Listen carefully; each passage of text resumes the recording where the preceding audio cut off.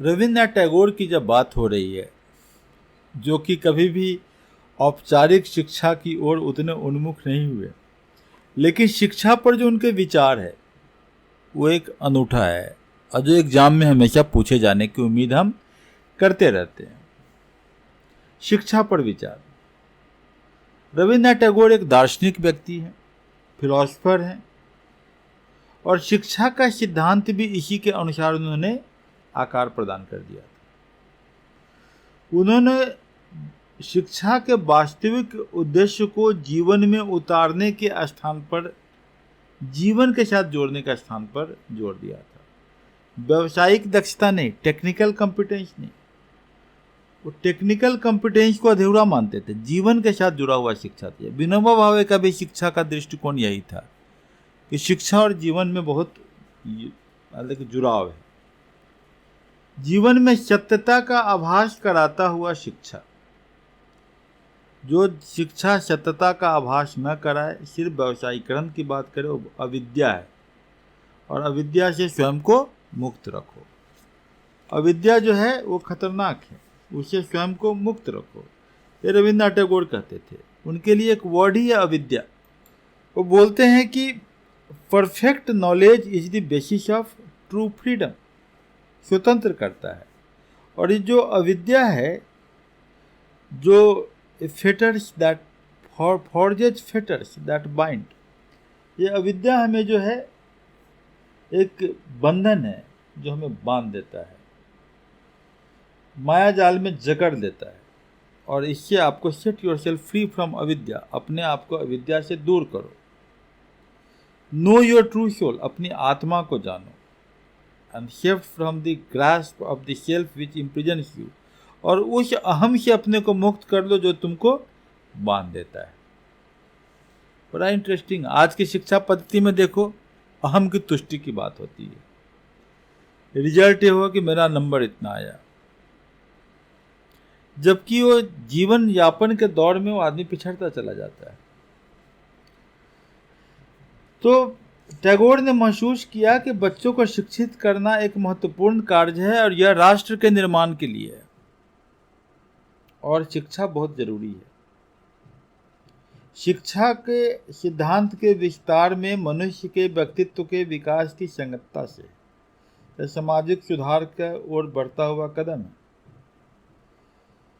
हो सकता है कि हम अपूर्ण शिक्षा ग्रहण करें, अनुचित करें, और रुचिकर शिक्षित डिग्री तो मिल जाएगी, पर अपना निर्माण नहीं होगा, स्वयं का नव निर्माण नहीं हो सकता है। हम एक शक्तिशाली अपने आप को नहीं बना सकते हैं।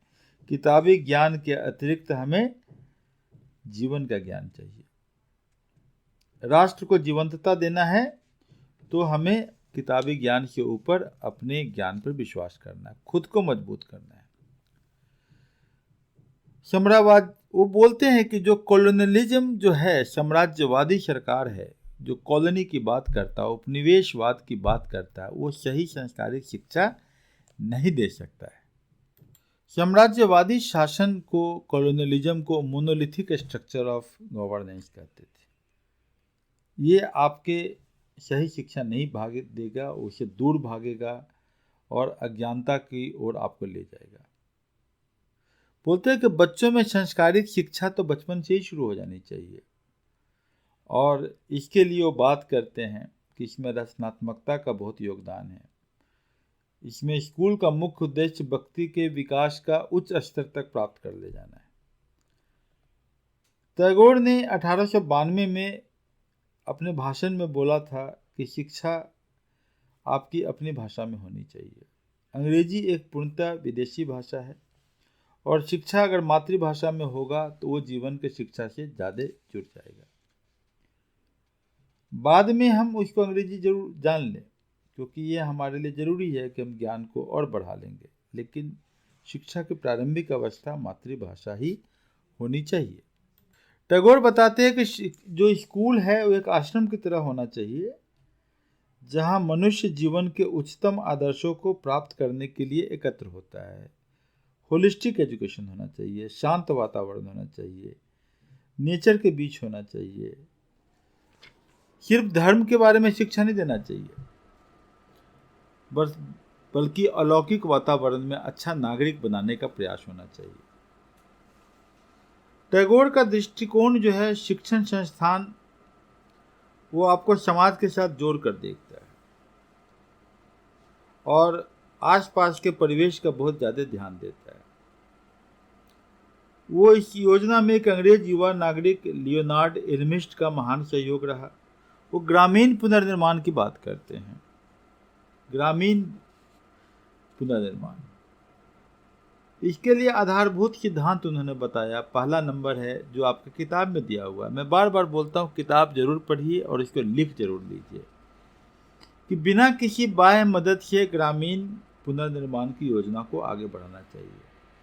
ग्रामीण कार्यक्रम की अखंडता को हर प्रकार से बढ़ाना, पारिश्रमिक श्रम, संतोष और उत्साह के द्वारा जीवन के प्रत्येक क्षेत्र में शिक्षा का विकास करना। रविन्द्रनाथ टैगोर जो है सरकार की योजना आयोग की सामुदायिक विकास की योजना के बारे में बात करते हैं। सामुदायिक विकास, कृषि व्यवसाय में सुधार लाने की बात करते हैं, सहकारी ग्रामीण बैंक की बात करते हैं, मेडिकल सुविधाओं की बात करते हैं। तो ये समझ में आता है कि टैगोर का शिक्षा का दृष्टिकोण जो है काफ़ी व्यापक रहा है। इसको पढ़ लीजिए किताब से और लिखिए, रविन्द्रनाथ टैगोर और शिक्षा। और ज़रूरी है कि रविन्द्रनाथ टैगोर की शिक्षा लिखने के साथ साथ आप गांधी का बुनियादी तालीम, इस पे भी जोर दीजिए, इसके बारे में भी बात कीजिए। और नेहरू का साइंटिफिक टेम्परामेंट, इस पे भी विचार कीजिए।